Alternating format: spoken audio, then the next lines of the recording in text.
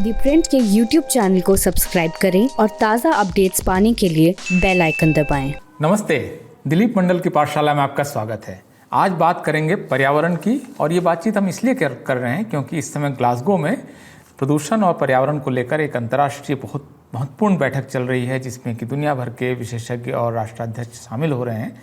और पर्यावरण से जुड़े हुए क्या महत्वपूर्ण सवाल हैं, क्या मिथक हैं, क्या कुछ चल रहा है, इसके बारे में बताने के लिए हमारे साथ मौजूद हैं डॉक्टर प्रकाश कस्वां, जो यूनिवर्सिटी ऑफ कनेटिकट के एसोसिएट प्रोफेसर हैं और इस विषय के अच्छे जानकार हैं। आप में से कई लोगों ने उनका नाम सुना होगा, खास करके जस्टिस, सोसाइटी और प्रदूषण, पर्यावरण, इन सब के कोरिलेशंस पर काम करते हैं। उनकी एक बहुत चर्चित किताब है डेमोक्रेसी इन वुड्स, आप में से कई लोगों ने उस किताब को देखा होगा। इसके अलावा वो इन्वायरमेंटल पॉलिटिक्स पर एक जर्नल है जिसके संपादक भी हैं। तो उनसे बात करते हैं। बहुत बहुत स्वागत है आपका। नमस्ते दिलीप जी। नमस्ते सर। अच्छा समय है ये सब सवालों के ऊपर बात करने के लिए। जी, तो मैं आपसे जो पहला प्रश्न पूछ रहा हूँ कि एक मिथक है, एक बात चली आ रही है कि जो मानव सभ्यता है, मानव सभ्यता की जो अपनी जो ट्रेजेक्ट्री है, उनकी जो विकास यात्रा है, इसका पर्यावरण के साथ एक कॉन्ट्रेरियन रिलेशन है। कॉन्ट्रेरियन रिलेशन है, दोनों के बीच अंतर्विरोधी रिलेशन है। क्या सचमुच मानव सभ्यता का विकास और पर्यावरण को एक दूसरे के खिलाफ ही खड़ा होना है, या दोनों की सिनर्जी भी हो सकती है, दोनों साथ मिलकर चल सकते हैं? इस बारे में आपकी क्या दृष्टि है, ये मैं जानना चाहूँगा सबसे पहले।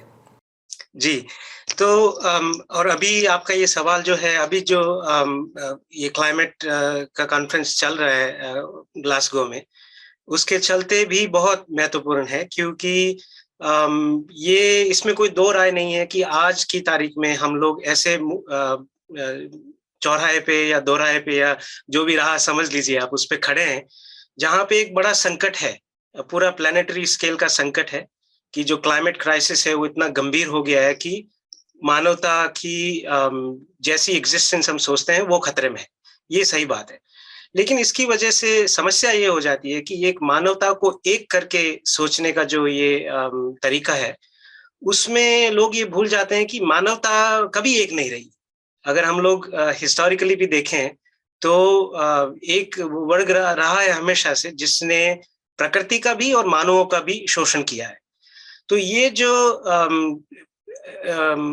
आधारभूत सवाल है कि मानवता मतलब कौन, किसकी मानवता की हम बात कर रहे हैं, तो जो डेटा दिखाता है, जो साइंस, क्लाइमेट साइंस जो है, वो ये हमको बताता है कि अगर जब से इंडस्ट्रियल रेवोल्यूशन की शुरुआत मानी जाती है 1760-65 में, तो तब से लेके अब तक के हम जो ये क्लाइमेट क्राइसिस के जड़ में जो ग्रीन हाउस गैस के इमिशंस हैं, जो गैसेस हैं, उसका करीब 80% जो है वो जो ये इंडस्ट्रियली एडवांस्ड कंट्री जिसको हम विकसित देश बोलते हैं, उन्होंने उसमें बड़ी भूमिका निभाई है। 80% तक उन्होंने ये इस संकट की जिम्मेदारी उनकी है। और उसके अंदर भी एक कुछ 100 कंपनियां हैं जिसमें अगर पूरे मानव इतिहास को आप देख लें तो वो 100 कंपनियों ने जितना बड़ा बर्बाद किया है दुनिया को, उसके अलावा बाकी दुनिया के जो सारे देश और बाकी दुनिया की 5.5 बिलियन जो पॉपुलेशन है, उसने उतना नहीं किया है। तो इसलिए ये मानवता को एकीकृत करके एक यूनिटी की तरह बात करने से मुश्किल हो जाती है, क्योंकि उसमें ये नहीं स्पष्ट हो पाता कि जिम्मेदार कौन है और असर किस पे हो रहा है। तो एक माइनॉरिटी ने सब संकट क्रिएट किया है और मेजॉरिटी उसका संकट का भुगतान कर रही है। ये एक बड़ी समस्या है इसमें। इसी से जुड़ा हुआ एक सवाल आता है डॉक्टर कस्वां कि ये जो पूरी पर्यावरण की बहस है, इसको देखें तो नतीजे के तौर पर आज की तारीख में हम देखेंगे, जिसको हम पश्चिमी देश या विकसित देश मानते हैं, वहाँ का प्रदूषण अब कंपैरेटिवली, तुलनात्मक रूप से, खास करके वहाँ के शहरों का, गाँव का, अमेरिका या यूरोप, ज़्यादा साफ सुथरा हो चुका है। और जो विकास की दौड़ में देर से शामिल हुए, जो एक तरह से विक्टिम हैं इस पूरे डेवलपमेंट प्रोसेस से जनरेट होने वाले पॉल्यूशन के, वो देश आज की तारीख में ज़्यादा पॉल्यूटेड हैं। अगर ज़्यादा पॉल्यूटेड सिटीज़ की कोई लिस्ट लें, कोई भी एम्पेरिकल स्टडीज़ बारे में लें, तो ज़्यादा भुगत ये रहे हैं। तो ये पश्चिम और पूरब की जो बहस है, और पूरब खास करके अगर कहता है कि हम पॉल्यूशन की प्रॉब्लम के कारक नहीं हैं और इस वजह से हम अपना पॉल्यूशन फैलाते रहेंगे, अगर यहाँ तक डिबेट चली जाती है तो ये पूरब और पश्चिम का जो बहस है ये किस रूप में इवॉल्व हो रही है और इसमें न्याय का रास्ता कहाँ पर है, जस्टिस का रास्ता कहाँ पर है पश्चिम बनाम पूरब का? ये और जिस तरीके से आपने इसको रखा है ये बहुत ही एक तरह से प्रोडक्टिव तरीका है सोचने का, कि उसमें दो तरीके के सवाल आते हैं। एक तो जो ये आपने बताया कि आज की तारीख में कई बार ऐसा कहा जाता है, जैसे केजरीवाल जी ने बोल दिया कि हम दिल्ली को जो है पता नहीं लंदन बना देंगे या एम्स्टर्डम बना देंगे, उन्होंने उस पर एक कॉन्फ्रेंस भी बुलाई। तो और जो ये साफ सफाई की बात होती है और जिस तरीके से चकाचक बाहर के शहर दिखते हैं, तो हम ये मानते हैं कि वो पर्यावरण उनका पर्यावरण अच्छा है। लेकिन आप देखिए कि जितनी चकाचौंध ज्यादा जिस सिटी में है, वो जो एनर्जी जितना कंज्यूम करते हैं, वो एनर्जी कहाँ से आती है? वो जो इलेक्ट्रिसिटी है, वो ज्यादातर इलेक्ट्रिसिटी आज की तारीख में अभी भी, और अमेरिका में सबसे ज्यादा कोल प्लांट है पूरी दुनिया में। तो जो जिस एनर्जी के जो स्रोत हैं, वो स्रोत ही पर्यावरण के विघटन का कारण है। कोल माइनिंग और कोल इमिशंस जो है, उसकी वजह से ही क्लाइमेट क्राइसिस पैदा होता है। तो एक तो ये इसमें साफ हो जाता है कि जो साफ दिखता है इसका मतलब है नहीं है वो पर्यावरण के लिए भी अच्छा है। और दूसरी तरफ अगर हम देखें कि इंडिया में भी जो मेजॉरिटी पावर है, वो जो है वो कोल से ही आता है आज की तारीख में, और कई समय तक होता रहेगा। लेकिन अगर हम इंडिया की जनसंख्या का देखें कि कितनी पर कैपिटा हमारी पॉपुलेशन है और उस पर कैपिटा पॉपुलेशन के हिसाब से कितना पोल्यूशन हो रहा है, तो हम लोग उसमें अभी भी जो है वो वेस्ट के मुकाबले, जो ये इंडस्ट्रियली एडवांस्ड कंट्रीज हैं उनके मुकाबले कहीं कम पोल्यूशन कर रहे हैं। तो ये एक बात बिल्कुल सही है। लेकिन जैसा आपने इंडिकेट किया अपने सवाल में, कि इसका मतलब ये नहीं है कि अब हमारे पास कोई ऑप्शन नहीं है कोल प्लांट के अलावा। जो ट्रांजिशन जिस गति से होना चाहिए, कोई ये नहीं बोल रहा है कि आज की तारीख में आप जो है, कई लोग ऐसा बोल रहे हैं लेकिन वो इग्नोरेंट लोग हैं, वो नहीं बोल रहे हैं कि उनको नहीं समझ में आता है कि इस तरीके का जो ये सोसाइटल लेवल ट्रांजिशन होता है, स्पेशली बड़े कॉम्प्लिकेटेड कंट्रीज जैसे इंडिया हो गया या मेक्सिको हो गया या अफ्रीका के बड़े देश हो गए, उसमें इतना आसानी से कुछ होता नहीं है, बहुत समय लगता है। लेकिन जिस गति से और जिस दिशा में हमें जाना चाहिए, हम लोग वो नहीं कर रहे। और उसका बड़ा कारण यह है कि टेक्नोलॉजी है हमारे पास, उसको और डेवलप करने में हम लोग मेहनत कर सकते हैं, और धीरे धीरे कोल पे हमारी जो निर्भरता है उसको कम कर सकते हैं। लेकिन आपको पता है कि कोल का जो है माइनिंग है, ट्रांसपोर्टेशन है, उसका जो पावर सेक्टर में इस्तेमाल है या दूसरे इंडस्ट्री में इस्तेमाल है, वो एक बहुत बड़ा बिजनेस है।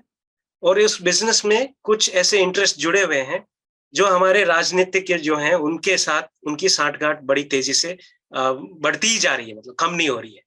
तो वो एक बड़ा कारण है जिसके वजह से हम लोग ये जो ट्रांजिशन है उसको नहीं कर पा रहे। एक इसी से जुड़ा हुआ सवाल है सर कि ये जो पूरा मामला है, जिस तरह से, क्या हम ये मान लें कि विकास होगा तो प्रदूषण होगा, और कोई साफ सुथरा चकाचक शानदार शहर जैसे कि आपका न्यूयॉर्क या वाशिंगटन होगा तो उसके पिछवाड़े में बहुत सारा धुआं कहीं निकल रहा होगा, तो क्या इस पूरे पैराडाइम को कि शहर को साफ रखने के लिए, जैसे दिल्ली में हुआ कि दिल्ली के में जो इंडस्ट्रीज़ थी, पॉल्यूटिंग इंडस्ट्रीज़ थी, उसको बाहर कर दिया गया, इसका मतलब कि वो गाज़ियाबाद और साहिबाबाद और फरीदाबाद में धुआं होगा, और ये मान लिया गया कि वहाँ का धुआं दिल्ली नहीं आएगा। बहुत अजीब तरह का ये फैसला भी था, बहुत अजीब तरीके से इसको लागू भी किया गया कि सारी इंडस्ट्री यहाँ से निकाल दी गई और फिर बाहर कर दी गई। या कि दिल्ली में जब यमुना घुसती है तो साफ साफ पीने लायक पानी वहाँ होता है और निकलता है तो उससे आप पैर भी नहीं धो सकते हैं, और उसके बाद होता है कि वहाँ पर एक कोई प्लांट लगा देते हैं कि साफ़ हो जाए। तो ये जो विकास को एक तरह से विकास होगा तो पॉल्यूशन होगा, क्या ये इतना लीनियर है या इसको कोई और तरीका है, कोई और मॉडल है? आप सारी दुनिया में इस तरह के रिसर्च को देख रहे हैं, अपने जर्नल के नाते आपको बहुत सारे उस तरह के रिसर्च पेपर्स वगैरह आ रहे होंगे आपके पास, तो क्या ऐसा विकास संभव है जहाँ पर जो पर्यावरण के खिलाफ ना हो, एक तरह से कुल मिलाकर मानवता के खिलाफ ना हो? क्या ये संभव है? क्या ये वैसी दुनिया संभव है जब विकास बहुत सारा होगा और वो पीछे के हिस्से में या दिल्ली में विकास होगा और फरीदाबाद में धुआं नहीं होगा, ऐसा भी क्या संभव है? बिल्कुल। तो उससे मुझे याद आया कि जो हमारी दिल्ली की और पूरी दुनिया की बड़ी पर्यावरणविद हैं, सुनीता नारायण जी। तो उन्होंने एक किस्सा अपनी किताब में लिखा है कि वो जब ये सब हुआ था, जब कोर्ट ने बैन लगाया, तो वो कुछ इंडस्ट्रीज विजिट कर रहे थे। तो उन्होंने देखा कि एक कंपनी थी बॉर्डर पे, दिल्ली के बॉर्डर पे। तो उसने अपना जो दिल्ली के बॉर्डर साइड वाला दरवाजा बंद कर दिया था और बॉर्डर के दूसरे साइड वाला दरवाजा खोल दिया था, और बस वो इंडस्ट्री जो है वो दिल्ली से नोएडा या गाजियाबाद ट्रांसफर हो गई। तो ये बहुत ही सही बात है। पर विकास और पर्यावरण का जो कॉन्ट्रडिक्शन की बात होती है, उसमें दो तरीके के सवाल है। एक तो ये है कि किस तरीके के विकास की बात कर रहे हैं हम लोग। विकास में लोग कई बार, यही वो मानवता वाली बात है कि शब्दों का जो ढंग से प्रयोग नहीं करने से और उनको लापरवाही से बरतने से कई बार बहुत बड़े कंफ्यूजन हो जाते हैं। तो अगर हम लोग देखें कि 1990 में इंडिया ने जो ये इकोनॉमिक रिफॉर्म्स के बाद जो आर्थिक उदारवाद की नीति अपनाई, उसके बाद से सबका विकास नहीं हुआ है। हमारी जो हंगर इंडेक्स जो बार बार हर साल रिपोर्ट आती है, और हम लोग कभी 4 पायदान नीचे खिसक जाते हैं और कभी 1 पायदान ऊपर चढ़ जाते हैं, लेकिन कुल मिला के जो हंगर इंडेक्स है उसमें 120 देशों का कुछ डेटा आता है शायद, और उसमें हम लोग जो है वो 100, 101, 105, कभी बहुत बहुत कुछ हुआ तो 96 ऐसे पहुंच गए। तो मतलब शर्मनाक बात यह है कि हम लोग बोल रहे हैं कि हम लोग इतने सालों से 1990 से लेकर अब तक एवरेज ग्रोथ हमारी 10% या जो भी वो आंकड़ा है, वो एक छलावा है कि वो क्या हो रहा है कि जो फाइनेंशियल कैपिटल है और जिस तरीके का विकास का मॉडल है, उससे संसाधनों का दोहन करके, माइनिंग करके, मिनरल्स निकाल के विदेशों में भेजना या फैक्ट्रियों में डालना, और उस विकास का फायदा एक बहुत ही छोटे तबके को हो रहा है। और भारत आज की तारीख में दुनिया में सबसे असमानता वाला देश बन गया है, और ये बहुत कुछ हुआ है 1990 से लेके अब तक। तो एक तो ये है कि वो विकास जो है, वो विकास पर्यावरण के लिए भी नुकसानदेह है, क्योंकि उससे प्रदूषण होता है, माइनिंग, फॉरेस्ट काटे जाते हैं वगैरह वगैरह, लेकिन वो समाज के लिए भी घातक है। तो ऐसा नहीं है कि वो विकास है जो मानवता के लिए हो रहा है और उसकी वजह से पर्यावरण पे खतरा आ गया। एंड इनफैक्ट बहुत सारी रिसर्च ये भी दिखाती है कि अगर इस विकास को हम लोग एक संतुलित विकास की दिशा में ले जाएं, तो उसका असर पर्यावरण पे बहुत कम होगा। जैसे एक जो खेती की बात आती है कि आज की तारीख में भी हमारे समाज में, इंडिया में एक बहुत बड़ा तबका जो खेती का है 80% तक है, वो बहुत कम केमिकल फर्टिलाइजर, ऐसे पेस्टिसाइड्स यूज करता है। वर्षा आधारित और प्रकृति आधारित खेती अभी भी बहुत गांव में, मैं गांव से आता हूँ, आपको भी पता है, गांव में, आदिवासी इलाकों में अभी भी बहुत ही कम इनपुट वाली खेती की जाती है। तो उस खेती को बढ़ावा देके हम लोग ऑर्गेनिक खेती की तरफ जा सकते हैं आसानी से, क्योंकि बहुत सारे किसान जो हैं वो तो बाय डिफॉल्ट ऑर्गेनिक खेती कर रहे हैं, और उनकी खेती को आप प्रमोट कर सकते हैं। लेकिन वो नहीं हो रहा है। खेती अब ये हो रही है कि तैयारी इस बात की हो रही है कि कॉन्ट्रैक्ट फार्मिंग कर दी जाए, बड़े कॉर्पोरेशन ले आए, मशीनीकरण कर दिया जाए। तो वो जो खेती है वो पर्यावरण के लिए भी खराब है, क्योंकि वो सॉइल की जो प्रोडक्टिव कैपेसिटी है उसको खत्म करती है, उस केमिकल रिलीज करती है, वाटर पोल्यूशन होता है, एयर पोल्यूशन होता है, तो तमाम तरीके की उसमें पर्यावरण के नुकसान होते हैं। और उससे, क्योंकि वो मैकेनाइज्ड खेती है जिसको कि इस तरीके से प्रोड्यूस किया जाता है कि बहुत सारा उसका एक्सपोर्ट किया जाएगा, और उससे जो है वो स्वास्थ्य के ऊपर भी नकली असर होता है। तो ये इस तरीके से पर्यावरण और प्रकृति दोनों की मीनिंग क्या है, दोनों का रिश्ता क्या है, ये बहुत ही गूढ़ विषय है, और उसको बहुत गहराई से समझने और उसको फिर लागू करने की जरूरत है। बहुत सादगी से कई बार लोग इस पे बात कर देते हैं, वो थोड़ी गलत है। एक चीज इससे बहुत जुड़ा हुआ सवाल है डॉक्टर कसवां, कि ये जो पूरा मामला है कि ये जिस तरह से माना गया भारत में, जो वन का सवाल है, जंगल का सवाल है, कि ये किस तरह से बचेगा, ये भी एक पर्यावरण का है। भारत में एक बड़ी डिबेट है, और जो वन, जंगल सदियों से, पता नहीं वो कितने हजार या कितने साल की वो यात्रा रही होगी, खास करके ट्राइबल इलाके में सुरक्षित थे। फिर वो जंगल सरकार के हो गए और सरकार के होने के बाद बहुत ऑर्गेनाइज तरीके से वहाँ कटाई वगैरह शुरू हुए और वो इलाका लगातार सिकुड़ता चला गया। सरकारी आंकड़े जितना भी कह दें कि वन वाला इलाका बढ़ रहा है और उसके पीछे जो खेल है वो आपसे बेहतर कौन जानता है। तो लेकिन जिन इलाकों में आदिवासी रहे वहीं जंगल बचा। और अब कहा जा रहा है पिछले कुछ एक वर्षों से, लगभग 30-40 साल से, कि टाइगर रिजर्व बना देंगे तो जंगल बच जाएगा और वहाँ पर पर्यावरण और पशु दोनों जो हैं वो साथ साथ अच्छे से रह लेंगे। लेकिन क्या ये नहीं सच है कि जिन इलाकों में आदिवासी थे वहाँ बाघ भी बच गए और वही इलाके हैं जहाँ बाघ बचे, जहाँ पर भी जिसको कहते हैं, जिसको एक आधुनिक सभ्यता का बुलडोजर जहाँ भी चला वहाँ से तो जंगल भी हटा, बाघ भी हटा और वो प्रदूषण के अड्डे भी बने।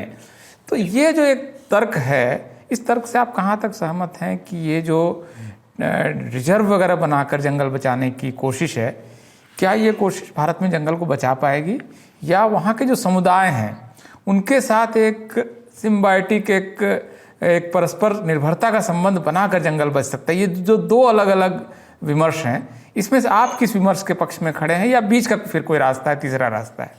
बिल्कुल बिल्कुल। ये जो आपने सवाल के दौरान में जो आपने एक पूरी लंबी हिस्ट्री बता दी, पहले तो इसी को समझना, अभी हमारे समाज में इसकी समझ नहीं है, लोगों को नहीं पता है ये सब चीजें। तो मेरी गुजारिश है कि जो भी श्रोता इस विषय में इंटरेस्टेड हैं, आपने जो ये हिस्ट्री बताई है कि किस तरीके से आजादी के बाद से जंगल बचे या कटे और जो ये सरकार के अंदर में आया, उस हिस्ट्री को पढ़ें थोड़ा सा और थोड़ा धैर्य से उसको समझने की कोशिश करें। क्योंकि आजकल ये भी हो गया है कि सोशल मीडिया के जमाने में और जो ये एक पूरा माहौल बन गया है कि लोग तेज तर्राट से बहुत कुछ बोल देते हैं, ज्यादा उसमें गहराई में जा नहीं पाते हैं। कुछ तो ये माहौल का भी फर्क है। तो जो अब फिर मैंने जो centre for science and environment Sunita ji का जिक्र किया और कई लोगों ने लिखा है, मैंने जो किताब लिखी उसके अंदर भी इसका पूरा बहुत डिटेल में डिस्कस किया है। तो ये जो आपने हिस्ट्री बताई उसको समझना जरूरी है कि और जो एक आंकड़ा जो मैंने उस किताब में जिक्र किया वो यहाँ पे बता देना उचित रहेगा कि 1960 से अगर हम शुरू करें, कि 1960 से मैं क्यों शुरू कर रहा हूँ, क्योंकि 1960 में हमारा जो ये जमींदारी का जो पूरा सेटलमेंट था, प्रोसेस था, कि सारी जमींदारी का लैंड जो है वो भारत के लैंड रिकॉर्ड्स में आ गया और वो सब जितना भी जमींदारी जमीन का उथल पुथल होना था वो सब हो गया 1960 तक। 1960 से लेके 2015 या 2020 तक हम देखें तो भारत के अंदर जो हिस्सा जो आप रिजर्व बोल रहे हो कि जंगल के अंदर सरकारी जंगल बता के जो घोषित किया गया है, उस हिस्से में 30% इंक्रीज हो गया, बढ़ गया। ठीक है, तो एक तो ये है कि लोग अभी जंगल कट रहा है, लेकिन वो लोग ये नहीं समझ रहे हैं कि जंगल का स्वामित्व जो सरकार के हाथ में या फॉरेस्ट डिपार्टमेंट के हाथ में वो बढ़ता जा रहा है और जो जंगल की क्वालिटी है जितना कट गया है उसके अलावा क्वालिटी जो है वो घटती जा रही है। तो इसकी जिम्मेदारी तय होनी चाहिए। और दूसरी बात ये, उसमें जो ये 30% मैं बोल रहा हूँ वो नेट इंक्रीज है। तो आप मान लीजिए जितनी भी फैक्ट्रियां बनी, जितने भी रोड बने, जितने भी डैम बने, जितनी भी खेती बढ़ गई, जनसंख्या बढ़ गई, वो सब के बावजूद हमने जो है सरकारी जंगल की जमीन को है 30% बढ़ा दिया है। तो इसका मतलब वो सारा भरपाई कहाँ से हुई? जो बांध में चला गया, जो इंडस्ट्री में चला गया, वो जो गांव के समुदाय की चारागाह की जमीन होती थी जिसमें दलित आदिवासी उसको यूज करते थे जानवर के लिए या अपने कुछ मेडिसिनल प्लांट्स लाने के लिए, छोटे वन उपज जो उठाते होंगे वहां थोड़ी बहुत, छोटे वन उपज जो उठाते होंगे, जिस तरीके से भी प्रयोग करते होंगे, वो गांव की बोलते थे कि कॉमन्स, विलेज कॉमन्स, सामलात की जमीन जो थी वो सरकार ने अपने कब्जे में कर ली। तो आपने एक तरफ जो गांव के जमीन थी उसको खत्म कर दिया, दूसरी तरफ आप अपने जो जिस जमीन पे आप कब्जा करके बैठे हो, 22.5% पूरा भारत का जमीन जो है, पूरा भारत के जमीन का 22.5% वो फॉरेस्ट डिपार्टमेंट के अंदर में है। आप बताइए, इतने जनसंख्या घनी जनसंख्या वाले देश में आप 1/5 से ज्यादा जमीन जो है वो एक एजेंसी के हाथ में। तो बहुत सारा करप्शन होता है और कंट्रोलर एंड ऑडिटर जनरल की रिपोर्ट बार बार ये बताती है कि फॉरेस्ट डिपार्टमेंट में बहुत करप्शन है, लेकिन हम लोग वैसा नहीं कर पा रहे हैं। कर ये रहे हैं कि जो बहुत सारे पर्यावरणवादी हैं और ऑब्वियसली फॉरेस्ट डिपार्टमेंट और मिनिस्ट्री ऑफ एनवायरनमेंट फॉरेस्ट, वो बार बार इस बात को फैलाते हैं कि गरीब आदमी जंगल को खत्म कर रहा है। इसका कोई एविडेंस नहीं है, जीरो एविडेंस है। इनफैक्ट ये हो रहा है कि गरीब आदमी की जो जीवनचर्या है, जैसे उनकी खेती है, जैसा उनका जीने का अंदाज है, उसकी वजह से जंगल बचे हुए हैं। वो हसदेव जंगल की बात अभी आप चल रही है कि महीनों से आदिवासी मार्च पे हैं, वो पैदल मार्च कर रहे हैं जंगल बचाने के लिए और जीवन बचाने के लिए। लेकिन वो जंगल किसको दिया जा रहा है? वो दिया जा रहा है कोई माइनिंग वाले कंपनी को, और कंपनी का नाम भी आप समझ ही गए होंगे सब लोग। तो ये जो हिस्ट्री और वर्तमान और जो पॉलिटिक्स और ये जो इकोनॉमिक्स है फॉरेस्ट के प्रोटेक्शन और डिस्ट्रक्शन को, इसको ध्यान में रख के इसको समझना बहुत जरूरी है। जी, एक दो तीन बहुत ऐसे सवाल जो भारत में जनमानस में एक मिथ के रूप में या एक आपसी चर्चा में, जिसको हम लोग कई बार बहुत हल्के में कह देते हैं कि व्हाट्सएप यूनिवर्सिटी में चल रही चर्चाएं हैं उस तरह से, तो इस पर मैं आपकी टिप्पणी चाहूँगा, क्योंकि आप कहेंगे तो लोगों को बात समझ में भी आएगी। पहला तो एक तो कहा जाता है कि ये जो जलवायु परिवर्तन और जो ग्लोबल वार्मिंग है, ये होक्स है। 1.5 डिग्री टेम्परेचर बढ़ जाने से क्या फ़र्क पड़ता है? ये क्या सचमुच फ़र्क पड़ता है अगर 2 डिग्री टेम्परेचर, एवरेज टेम्परेचर सारी दुनिया का बढ़ गया तो?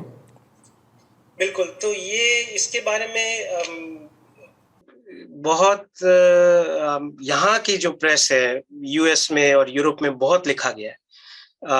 और जैसा हम लोग बात कर रहे थे पहले कि भारत की प्रेस में अनफॉर्चुनेटली ऐसी बातों पे बहुत ज़्यादा बात नहीं हो पा रही है। तो इसको समझने की ज़रूरत है कि ये 1.5 डिग्री जो इंक्रीज की बात हो रही है, आज की तारीख में दुनिया का एवरेज एटमॉस्फेरिक टेम्परेचर जो है वो प्री इंडस्ट्रियल टाइम के मुकाबले में 1.2 डिग्री बढ़ गया है। तो एवरेज 1.2 डिग्री बढ़ा है, उसका मतलब ये है कि कई सारे इलाके ऐसे हैं जो ट्रॉपिकल कंट्रीज या जो लैंडलॉक्ड इलाके हैं, वहाँ का टेम्परेचर जो है, लोकलाइज टेम्परेचर, उसका इंक्रीज जो है वो 2 डिग्री 2.5 डिग्री ऐसा कुछ हो गया है कई इलाकों में। तो मतलब इसको एक ये है कि बहुत असमानता है, क्योंकि वो आप ग्लोबल एवरेज टेम्परेचर की बात कर रहे हैं। तो जब 1.5 डिग्री बढ़ जाएगा तो कई इलाकों में वो इंक्रीज जो होगा वो 3 डिग्री होगा या उससे भी ज्यादा होगा। और अभी ये साइंस ये दिखाती है कि इसकी वजह से बहुत सारे पर्यावरणीय नुकसान जो हैं वो इस चरम स्थिति पे आ गए हैं कि उसके बाद से वापस वो ठीक नहीं हो पाएगा। उसको बोलते हैं थ्रेशहोल्ड इफेक्ट, कि जैसे बोलते हैं ना कि वो एक मेंढक आप गर्म उसमें डाल दीजिए, वो एकदम से नहीं मर जाएगा। जैसे जैसे पानी गर्म करते जाओगे थोड़ा थोड़ा उसको सहन करता जाएगा, लेकिन एक पॉइंट ऐसा आएगा जब वो मर जाएगा उसमें। तो वो जो है ये एक थ्रेशहोल्ड पॉइंट जो बोलते हैं। तो 1.5 डिग्री साइंटिफिकली डिसाइडेड एक थ्रेशहोल्ड लेवल है। उसके बाद प्रकृति का जो पूरा सिस्टम है, ये नहीं कि हमको थोड़ा कम गर्मी लगेगी या ठंडी लगेगी, या हमारे एक नेता ने बोल दिया कि अरे साहब हम बूढ़े हो गए हैं, वो के बूढ़े लोग बोलते हैं कि अरे इस बार तो ठंड बहुत ज्यादा पड़ रही है। बहुत सारे मस्करी लोग हैं, उनको छोड़ दीजिए आप। लेकिन साइंटिफिक एविडेंस ये दिखाता है कि जब दुनिया का तापमान 1.5 डिग्री बढ़ जाएगा तो दुनिया के बहुत बड़े हिस्सों में आप बाहर धूप में खड़े होकर कंस्ट्रक्शन का काम नहीं कर पाएंगे। ह्यूमन बॉडी कई जगह टेम्परेचर इतना बढ़ जाएगा कि एवरेज ह्यूमन बॉडी जो है उसको एंड्योर नहीं कर पाएगा। आज की तारीख में भी गर्मियों में हमारे देश में लू की वजह से कितने लोग मर जाते हैं उसका कोई सही आंकड़ा नहीं है। सर्दियों में जब अथाह ठंड पड़ती है तो जाड़े की ठिठुर के कितने लोग ठंड से मर जाते हैं, हमारे पास डेटा नहीं है। तो ये बहुत सारे ऐसी जो बातें कही जाती है हल्के में, ये एक डेटा नहीं होना या जानकारी नहीं होने का तरीका है। ये पूरी मानवता पे और पूरी दुनिया पे बड़ा संकट है और उसको बहुत गंभीरता से हमको लेना चाहिए। ओके, एक दूसरा सवाल कि जो लोग पर्यावरण से निपटने के लिए जो खास करके जिनके पास पैसे हैं या जो इस पर खर्च कर सकते हैं, वो घर में एयर प्यूरीफायर रख के, या दिल्ली में जैसे कि अरविंद केजरीवाल जो लगा रहे हैं स्मॉग टावर, और इस तरह से उसको रोकने को कई शहरों में पानी का छिड़काव किया जाता है पेड़ों पर कि पर्यावरण साफ सुथरा रहे। बहुत इस तरह के बहुत सारे टोटके या तरीके जो भी आप कह लीजिए अपनाए जा रहे हैं। तो क्या ये कोई सस्टेन करने वाला टिकाऊ तरीका है, या हमको इसको एक बड़ी समस्या के रूप में देखना होगा और किसी बड़े सॉल्यूशन की ओर जाना होगा? तो ये भी बहुत अच्छा सवाल है। और ये जुड़ा हुआ है कि एक तरफ तो गरीब आदमी को, जैसे पहले हमने बात की कि गरीब आदमी को ब्लेम किया जाता है, अरे तुम गंदगी में रहते हो। तो ये जो एक आम बोलचाल की भाषा में जो पर्यावरण को गंदगी से या सफाई से जोड़ के देखा है, उसको हमने पहले ही बात कर दी कि जितनी आप ज्यादा चकाचौंध लाइट जहाँ पे देखते हैं, जितने ज्यादा एसी देखते हैं आप, वो जगह पर्यावरण के लिए उतनी ही ज्यादा नुकसानदेह है। और गरीब बेचारा भले ही वहाँ, क्योंकि म्युनिसिपैलिटी की व्यवस्था सही नहीं है या है तो भी वो लोग काम नहीं करते हैं, तो गरीब इलाकों में अगर सफाई नहीं हो पाती है, लेकिन उनकी जीवनचर्या जो है उससे इमिशन नहीं होता है, उनसे प्रदूषण नहीं होता है, वो नदियों में जाके फैक्ट्री वाला जो गंद डाली जाती है उसके लिए जिम्मेदार नहीं है, वगैरह वगैरह। तो एक तरफ तो ये होता है कि गरीब आदमी को ब्लेम किया जाता है, और दूसरी तरफ ये होता है कि जो चकाचौंध है, तो चकाचौंध का एक दूसरा रूप ये है, वो टेक्नोक्रेटिक ऑप्टिमिज्म बोलते हैं इसको, कि हमने हमेशा ये सोचा हुआ है कि अरे नई टेक्नोलॉजी आ गई, अब नई टेक्नोलॉजी आ गई तो सब ठीक हो जाएगा, क्योंकि नई टेक्नोलॉजी तो होती है अच्छे के लिए। लेकिन ये स्मोक टावर का बहुत ही अच्छा एग्जाम्पल है। और परसों ही एक रिसर्च लोगों ने, जहां दिल्ली में वो स्मोक टावर लगा है, कनॉट प्लेस में शायद लगाया था, तो वहां पे उन्होंने बाकायदा काफी लंबे टाइम तक डेटा कलेक्ट करके बताया कि वो स्मोक टावर जो करना चाहिए वो भी नहीं कर पा रहा है। ठीक है, पहले तो वो बात है कि जो प्रॉमिस किया जा रहा है कि वो शक कर लेगा और वहां से आसपास का पर्यावरण साफ हो जाएगा, वो भी नहीं कर पा रहा है। लेकिन बड़ी बात तो ये है कि जो प्रदूषण जिस तरीके से फैल रहा है फैक्ट्रियों में, और जिसकी वजह से वो, जैसे आपने बोला कि दिल्ली से धकेल के आप गाजियाबाद भेज दो या फरीदाबाद भेज दो, उससे नहीं होगा। होगा ये कि हमको ये देखना पड़ेगा कि हम अपने विकास का मॉडल जो है वो कैसे बदलें, जिससे कि ज्यादा से ज्यादा लोगों का भला हो और कम से कम पोल्यूशन हो। और ये फिर कोई एक दिन की एक स्विच दबाने की बात नहीं है। जिस दिशा में, जिस गति से हमको इसमें परिवर्तन करना चाहिए, उसके बारे में हमें सोचना चाहिए, लेकिन वो अभी हम नहीं कर पा रहे हैं। एक सवाल इससे लगभग थोड़ा सा जुड़ा हुआ भी, और एक कोरिलेशन बनता है, और भारत की पॉलिटिक्स में, खासकर दिल्ली की पॉलिटिक्स में एक बहुत, दिल्ली, हरियाणा और पंजाब की पॉलिटिक्स पर एक इसकी छाया भी है कि ये जो पराली है, खेत में फसल उग गई और उसके बाद काट दिया और नीचे का हिस्सा जो बचा रह गया उसको किसान जलाते हैं फसल अगली बार तैयार करने के लिए, क्योंकि 3 फसल की साइकिल है। अभी ये जो पॉल्यूशन में कंट्रीब्यूशन इसका है, अलग अलग आंकड़ा है, 30% से लेकर 40% तक तो नहीं है, लेकिन 30 से 35% के आसपास कंट्रीब्यूशन दिल्ली के पॉल्यूशन में इसका लोग बता रहे हैं, जो कि बहुत प्रूवन नहीं है, अभी भी डिस्प्यूटेड आंकड़ा है, ये कम भी हो सकता है।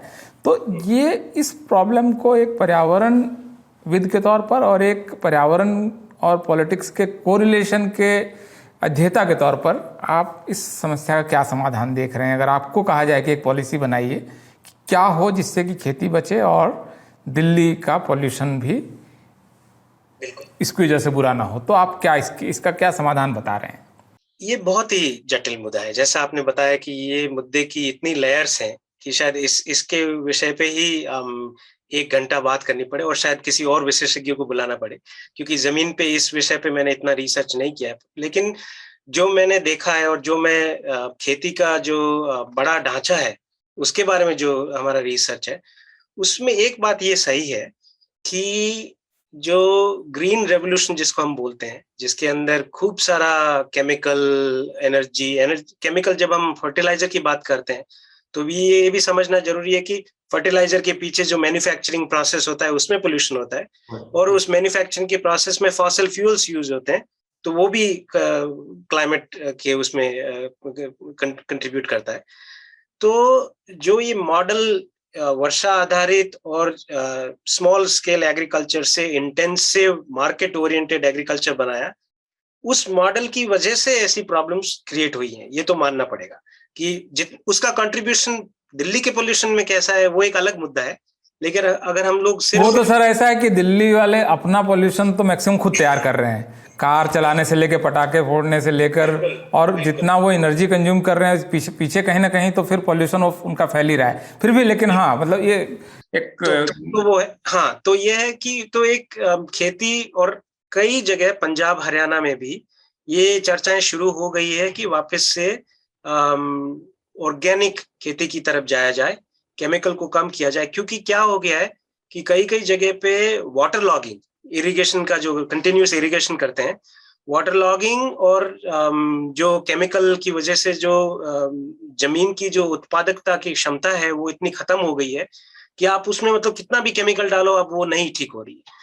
तो एक तो वो एक अच्छा डायरेक्शन है जिसके अंदर बहुत सारी अच्छी रिसर्च भी हो रही है, कई सारे मॉडल बनाए जा रहे हैं।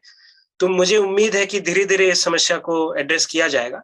लेकिन आप सही बोल रहे हैं कि दिल्ली वाले जो हैं वो तो मतलब इसके बारे में बात ना ही करें तो नहीं करें तो बेहतर है। क्योंकि आप जब अगर आप बिल्डिंग बना रहे हैं, आप एक बड़े कॉन्ट्रैक्टर हो, बिल्डिंग बना रहे हैं, तो बहुत सारे कानून हैं कि बिल्डिंग बनाने के कंस्ट्रक्शन का प्रोसेस किस तरीके से किया जाए कि जो उसका एम्बिएंट एयर पोल्यूशन पे असर है वो कंट्रोल हो, लेकिन उसको कोई फॉलो नहीं करता। आप देखिए कि सिर्फ वो एक कुछ ये लगा देते हैं थोड़े से बैनर टाइप कि यहाँ पे इस कंस्ट्रक्शन का काम चल रहा है, पीछे क्या हो रहा है ना दिखे, शायद इसका ज्यादा पर्पस ये होता है कि हाँ वही है, या थोड़ा सुंदर दिखे या हमारा प्रचार हो ऐसा कर। तो मुझे लगता है कि बहुत ही आधारभूत सवाल ये सब पूछने चाहिए। और सबसे बड़ी बात यह है कि आज हम अगर पढ़े लिखे हैं, अगर आज हम बड़ी सिटी में रहते हैं और हम बड़ी जगह में रहते हैं, तो हम ये पूछें कि हमारी जो लाइफस्टाइल है उसको हम कैसे चेंज करें कि हमारा जो रिलायंस है फॉसिल फ्यूल्स पे वो कम हो। हम नए नए फोन हर तीसरे साल में ना खरीदें, हमारे कंप्यूटर को, हमारी कंपनी के हर कंप्यूटर को हर 5वें 7वें साल ना बदला जाए। तो ये जो पूरा एक तंत्र बना हुआ है जिसमें सामान बेचना है, आप देखिए अमेरिका में ये भी पहले से ऐसी एक हिस्ट्री रही है कि कारों को जानबूझ के ऐसा बनाया गया कि वो मतलब 8-10 साल के बाद काम ही ना करे, मतलब वो खत्म हो जाए। तो ये, और सेलफोन का तो आपको पता ही है, जो बार बार नए मॉडल आते हैं, विंडोज जो नए निकालता है या जो हार्डवेयर वाली कंपनी है, तो ये जो एक पूरा बाजार का तंत्र है जिसका सारा एग्जिस्टेंस चीजों को बेचने पे टिका हुआ है और उसकी वजह से उन्होंने पर्यावरण को नाश करने का काम किया हुआ है। हम लोग एज इंडिविजुअल्स ये सवाल पूछें, हम लोग एज पॉलिटिकल सिटीजन्स हमने अपनी सवाल सरकार से सवाल पूछें, और हम लोग ऐसे लोगों को चुनें जो हमारे साथ बात कर पाए और जो इन मुद्दों को समझ पाए। बाकी हम लोग बहुत बड़े संकट के ऊपर देख रहे हैं, और ये अभी से हमारे समाज में इसकी इतनी जागृति नहीं है क्योंकि प्रेस में नहीं आता। आप देखिए कि 2017 की बाढ़ आई सिर्फ नॉर्थ इंडिया के एक हिस्से में और नेपाल में और बांग्लादेश से, और उससे 40 मिलियन, वो शायद 4 करोड़ हो गया, 40 मिलियन का मतलब, राइट? तो इतने लोग हफ्तों तक बेघर हो गए और बच्चे स्कूल में नहीं जा पाए महीने भर। तो बहुत बड़ी तबाही होती है, बहुत लोगों की जान की, माल का नुकसान होता है। हम लोग अभी से इसकी भुगत रहे हैं। तो ऐसे ये जो आप बोल रहे हैं कि 0.5 डिग्री से क्या हो जाएगा, कुछ लोग बोलते हैं ऐसा, ऐसे सब बहकावे में ना आए, और हम लोग जिस स्तर पे काम कर पाए, राजनीतिक, आर्थिक, सामाजिक, वो सारे स्तर पे हमको इस प्रॉब्लम को एड्रेस करने के लिए काम जुट जाना चाहिए सबको। मुझे लगता है कि आपने जो एक जिस तरह से इस प्रॉब्लम को देखा है और जिसका आप हमें बता रहे हैं, वो इस दिशा में हमें सोचने के लिए मजबूर करेगा, और इससे हमारा क्या लेना देना है वाला जो एटीट्यूड है उससे ऊपर उठने की ज़रूरत है। शायद जो कुछ हो रहा है उस सबसे हम लोगों का काफ़ी कुछ लेना देना है। तो बहुत बहुत शुक्रिया आपका कि आपने बहुत ही सरल शब्दों में लेकिन बहुत गंभीरता के साथ इस सारे इश्यूज़ को हमें समझाने की कोशिश की। आपका बहुत बहुत शुक्रिया, और आप सभी दर्शकों का भी बहुत बहुत आभार कि आप दिलीप मंडल की पाठशाला में जुड़े। बहुत बहुत शुक्रिया, थैंक यू। शुक्रिया दिलीप।